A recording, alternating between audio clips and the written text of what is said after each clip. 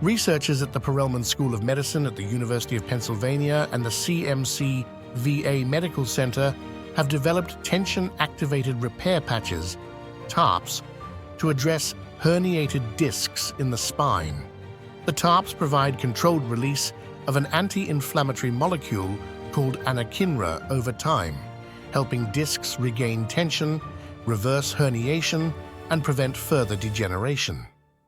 The patch is activated by a person's natural motion, bonding to the disc and sealing more strongly as biomechanical movement occurs.